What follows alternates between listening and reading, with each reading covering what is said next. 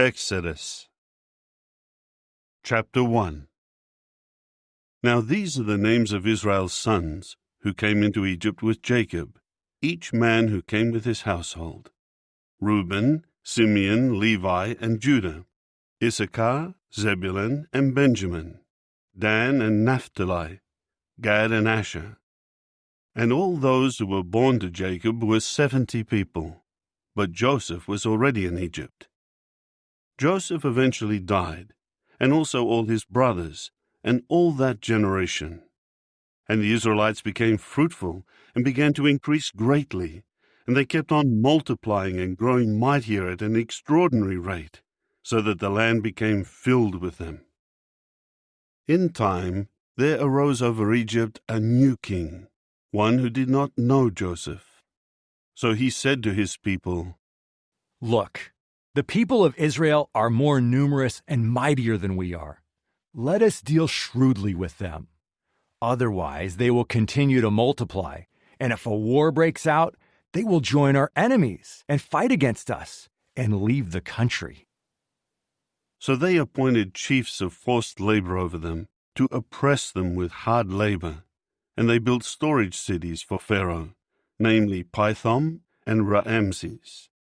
But the more they would oppress them, the more they would multiply, and the more they kept spreading out, so they felt sick with fear because of the Israelites. Consequently, the Egyptians forced the Israelites into harsh slavery.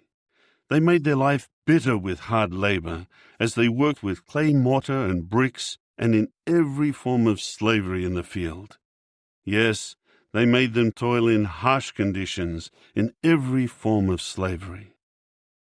Later, the king of Egypt spoke to the Hebrew midwives, whose names were Shiphrah and Puah, and he told them, "When you help the Hebrew women to give birth, and you see them on the stool for childbirth, you must put the child to death if it is a son.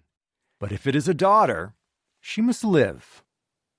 However, the midwives feared the true God, and they did not do what the king of Egypt told them. Instead, they would keep the male children alive.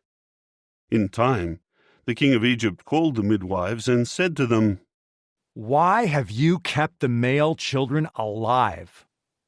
The midwives said to Pharaoh, "The Hebrew women are not like the Egyptian women. They are lively and have already given birth before the midwife can come into them." So God dealt well with the midwives, and the people kept increasing and becoming very mighty.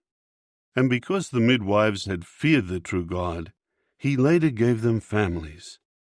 Finally, Pharaoh commanded all his people, "You are to throw every newborn son of the Hebrews into the Nile River, but you are to keep every daughter alive."